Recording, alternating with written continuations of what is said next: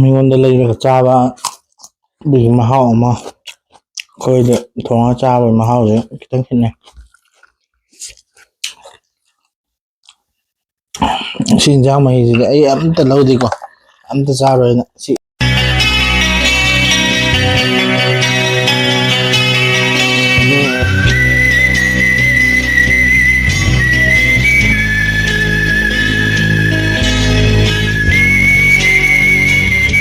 Hello ꯃꯌꯥꯝ ꯉꯁꯤꯗꯤ ꯑꯩ ꯑꯣꯏꯅ ꯀꯩꯅꯣ ꯃꯨꯛꯕꯥꯡꯁꯦ ꯇꯧꯔꯛꯑꯒꯦ ꯅꯍꯥꯟꯒꯩꯗꯤ ꯃꯃꯥꯒ ꯅꯦꯅꯦ ꯈꯣꯏꯒ ꯁꯨꯝ ꯃꯣꯏ ꯇꯧꯕꯅꯦꯕꯀꯣ ꯉꯁꯤꯗꯤ ꯑꯩ ꯑꯃꯨꯛ ꯂꯥꯛꯑꯦ ꯑꯗꯣ ꯉꯁꯤꯒꯤ ꯃꯊꯦꯜꯁꯤꯗꯤ ꯑꯣꯛ ꯃꯀꯨꯛ ꯊꯣꯡꯕꯅꯦ ꯂꯧꯕꯅꯦꯕꯀꯣ ꯑꯗꯣ ꯃꯀꯨꯛꯇꯣ ꯄꯨꯔꯥ ꯆꯥꯕꯗꯨꯗꯤ ꯑꯩꯁꯨ ꯀꯩꯅꯣ ꯇꯧꯗ꯭ꯔꯦ ꯑꯗꯨꯅ ꯄꯤꯁ ꯇꯥꯊꯣꯛꯑꯒ ꯊꯣꯡꯖꯔꯛꯄꯅꯦꯕꯀꯣ ꯀꯪꯅ ꯉꯧꯔꯒ ꯑꯗꯣ ꯃꯌꯥꯝ ꯌꯦꯡꯃꯤꯟꯅꯔꯁꯤ ꯃꯊꯦꯜꯁꯤ ꯍꯥꯎꯕ ꯍꯥꯎꯇꯕ ꯍꯥꯏꯗꯣ ꯃꯌꯥꯝ ꯀꯩ ꯍꯥꯏꯇꯥꯔꯦ ꯀꯨꯏꯅ ꯚꯤꯗꯤꯑꯣꯁꯤ ꯀꯩꯅꯣ ꯇꯧꯔꯨꯗ꯭ꯔꯕꯅꯤꯅ ꯀꯨꯏꯅ ꯍꯥꯏꯗꯤ ꯏꯁꯥꯅ ꯀꯩꯅꯣ ꯃꯨꯛꯕꯥꯡꯗꯣ ꯇꯧꯔꯨꯗ꯭ꯔꯕꯅꯤꯅ ꯀꯣ ꯈꯔꯗꯤ ꯀꯨꯏꯔꯛꯑꯦꯅꯦ ꯏꯊꯟꯇ ꯇꯧꯗꯕꯗꯣ ꯑꯩ ꯇꯧꯗꯕꯁꯦ ꯃꯥꯈꯣꯏ ꯏꯅꯦꯈꯣꯏ ꯇꯧꯕꯅꯦ ꯑꯗꯣ ꯆꯥꯛ ꯇꯣꯛꯁꯜꯂꯒ ꯄ꯭ꯔꯦꯌꯔ ꯍꯥꯟꯅ ꯇꯧꯈꯤꯒꯦ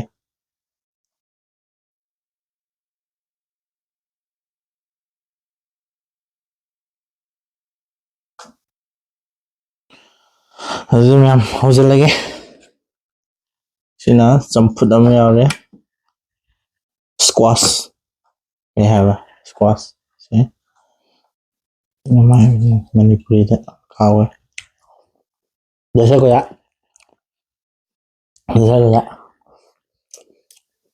ꯑꯍꯥꯟꯕ ꯆꯥꯡꯅ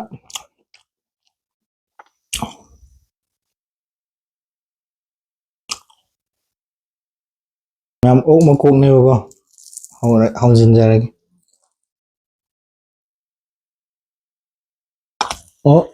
ꯑꯣꯛ ꯃꯀꯣꯛ ꯑꯣꯛ ꯃꯌꯥꯝ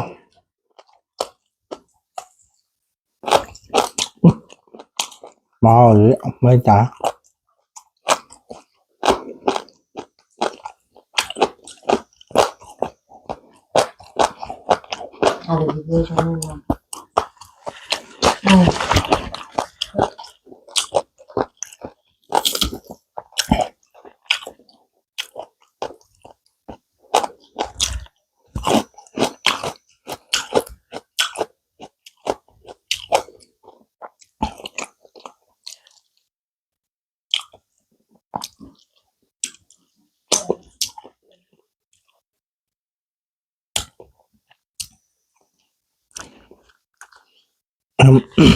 ꯆꯝꯐꯨꯠ ꯃꯍꯤꯁꯤ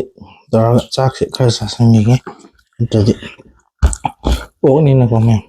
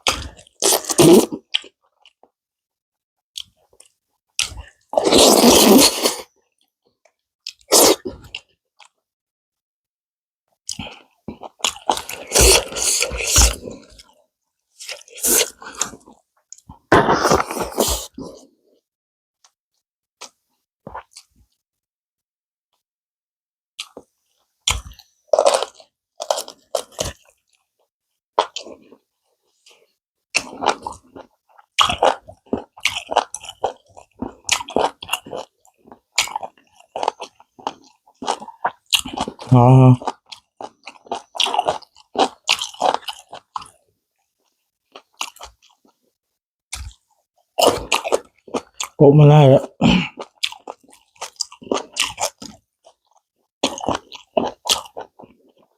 ꯃꯤꯉꯣꯟꯗ ꯂꯩꯔꯒ ꯆꯥꯕ ꯕꯨꯒꯤ ꯃꯍꯥꯎ ꯑꯃ ꯑꯩꯈꯣꯏꯗ ꯊꯣꯡꯉꯒ ꯆꯥꯕꯒꯤ ꯃꯍꯥꯎꯁꯦ ꯈꯤꯇꯪ ꯈꯦꯠꯅꯩ ꯁꯤ ꯏꯟꯖꯥꯡ ꯃꯍꯤꯁꯤꯗꯤ ꯑꯩ ꯑꯝꯇ ꯂꯧꯗꯦꯀꯣ ꯑꯝꯇ ꯆꯥꯔꯣꯏꯅ ꯁꯤ ꯏꯁꯤꯡꯁꯦ ꯑꯣꯏꯅ ꯍꯩꯖꯤꯟꯒꯦ ꯁꯤꯅ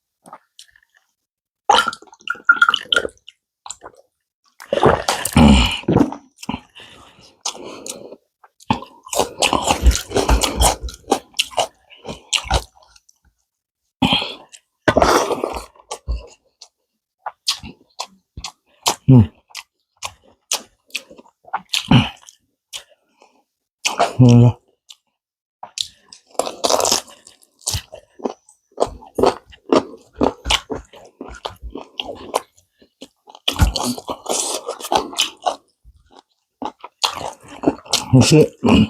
ꯆꯤꯡꯒꯨꯝꯒꯤ ꯃꯔꯝꯗ ꯍꯥꯏꯔꯝꯗ꯭ꯔꯦ ꯑꯩꯈꯣꯏ ꯂꯝꯕꯤ ꯁꯦꯝꯃꯤꯉꯩꯗ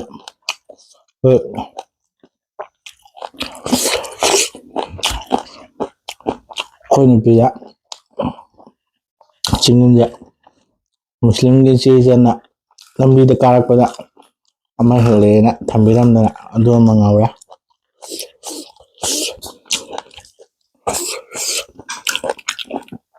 ꯁꯤ ꯑꯩꯈꯣꯏ ꯃꯃꯤꯡꯗꯨꯗꯤ ꯈꯪꯗ꯭ꯔꯦ ꯏꯟꯖꯥꯡ ꯅꯥꯄꯤ ꯁꯨꯝ ꯉꯣꯝꯕ ꯀꯥꯔꯛꯄ ꯑꯩꯈꯣꯏꯒꯗꯤ ꯑꯗꯨꯝ ꯅꯨꯡꯉꯥꯡꯈꯣꯏꯒꯗꯤ ꯑꯗꯨꯝ ꯐꯖꯅ ꯇꯧꯅꯩꯕꯀꯣ ꯑꯩꯈꯣꯏꯗꯤ ꯃꯁꯛꯄꯨꯗꯤ ꯈꯪꯉꯦ ꯑꯗꯣ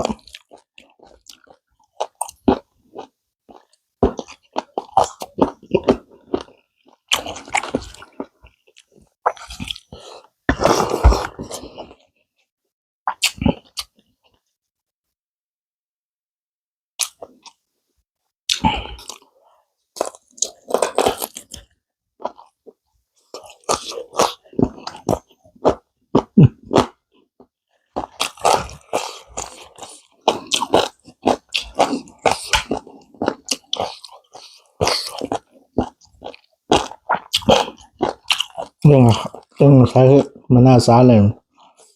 ꯃꯀꯣꯛ ꯋꯥꯏꯁꯦ ꯑꯃꯨꯛ ꯆꯥ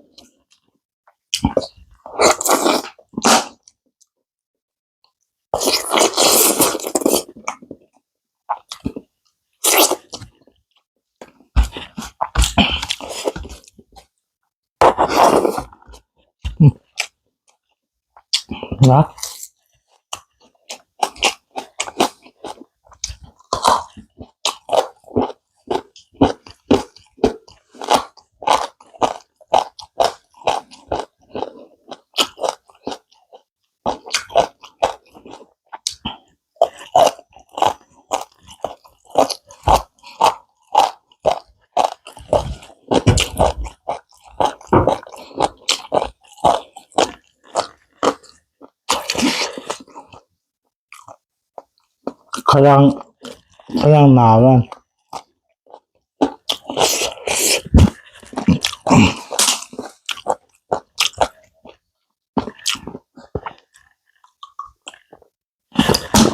ꯈꯤꯇꯪ ꯀꯟꯅ ꯉꯧꯈꯤꯕꯒꯤ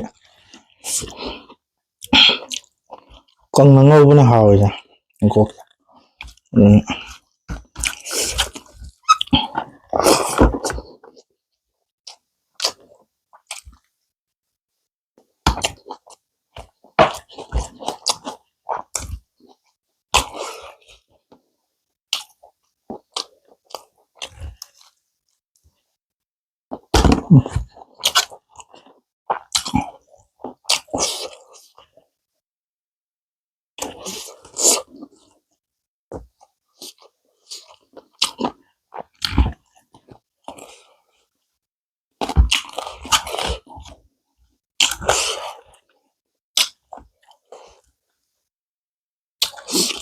Masih aja ya.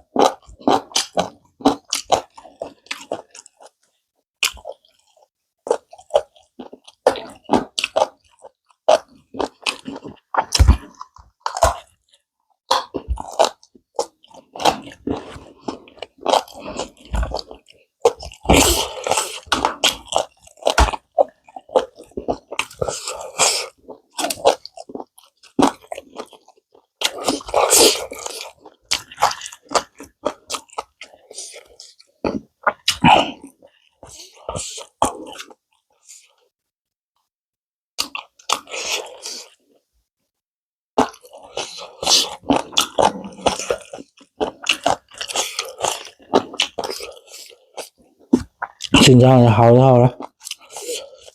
trong cân nè mình rau rồi bây con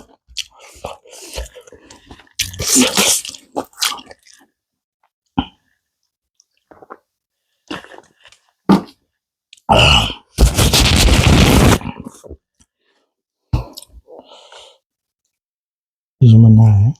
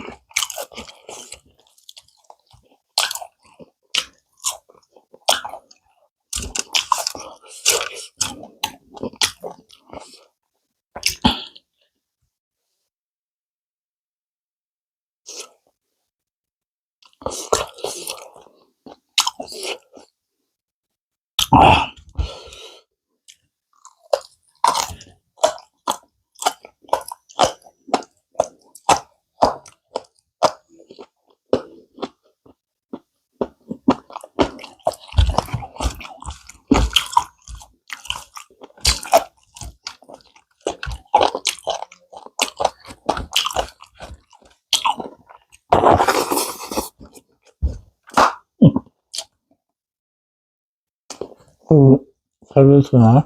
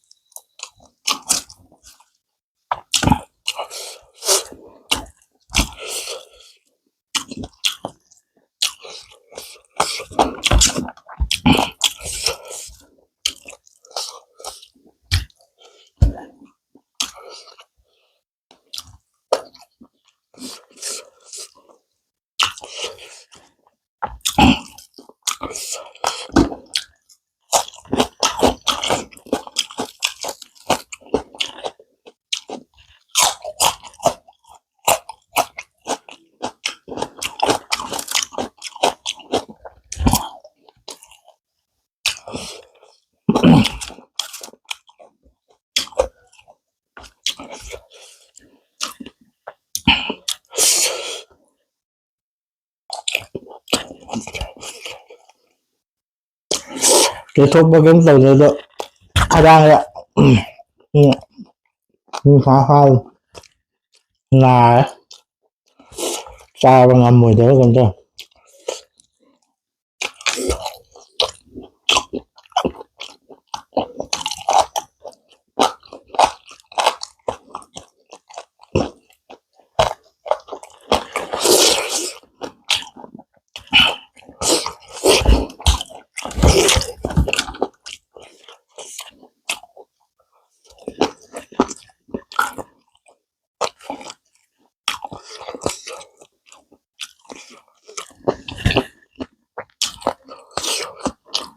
này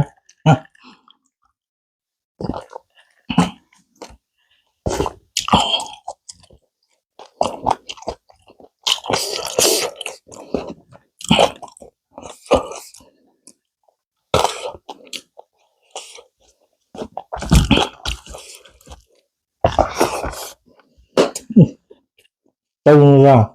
ừ.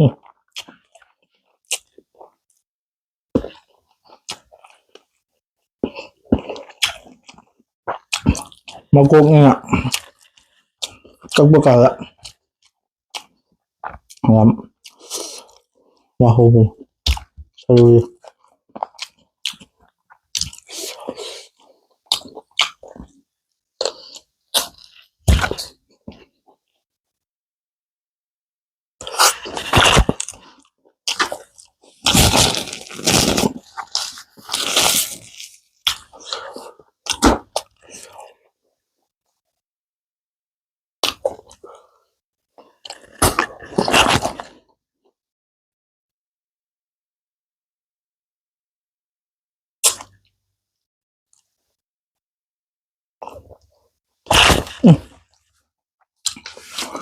sai vai nghĩ gì á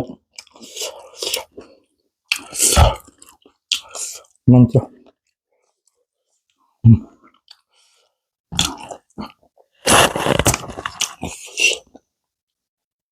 hindi mo luko na siyang kanin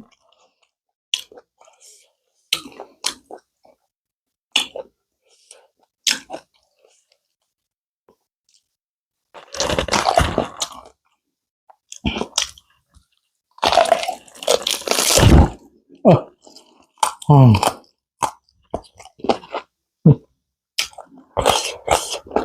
lahat gitu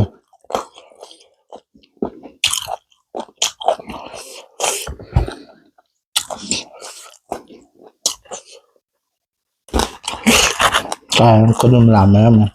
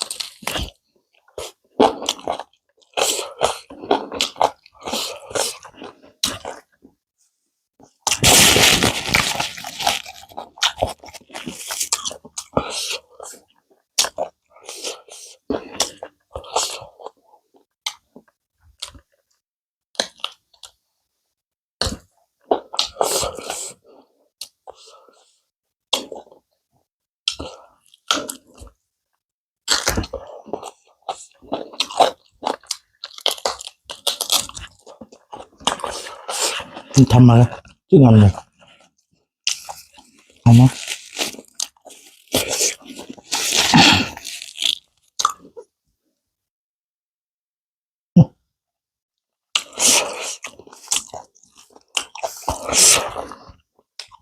mà chai rồi nè như này dạ y là cũng chút chứ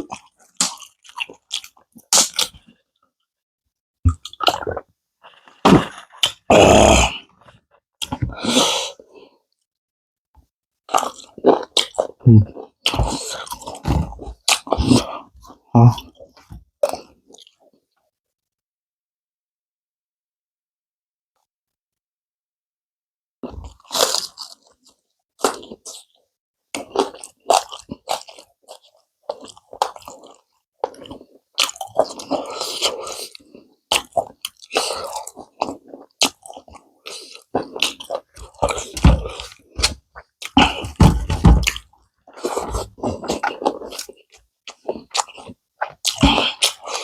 Ngon siêu không mà đâu mà chứ sức bộ sai qua vậy hầu như nào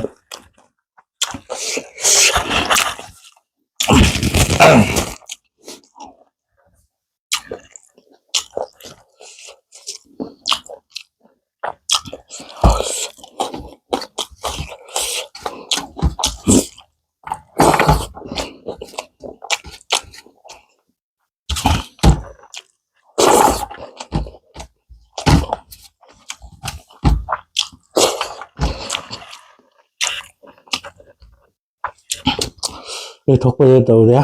đó sai qua xin là lát rồi giờ là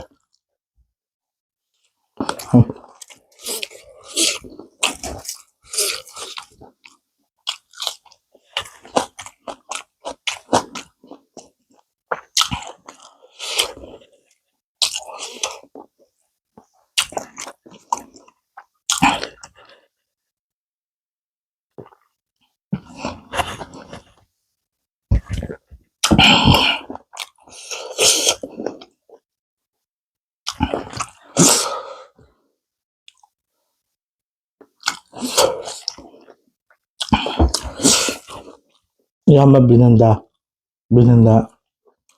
Tamil director đó mai video này khám năng hậu đâm này chít kỳ bani đó nhưng mà lạc ở đây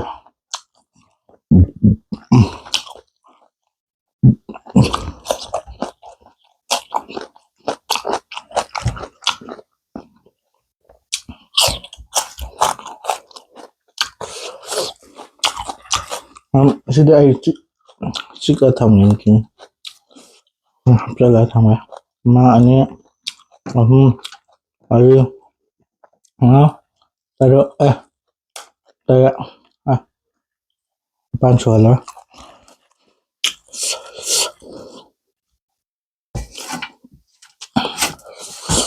chào yang mulia saya aku peduli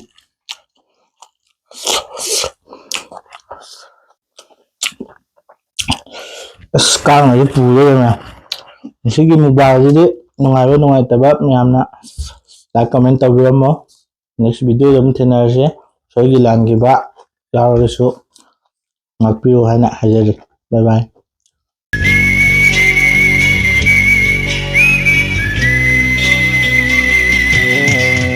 मैं घूम लुचाना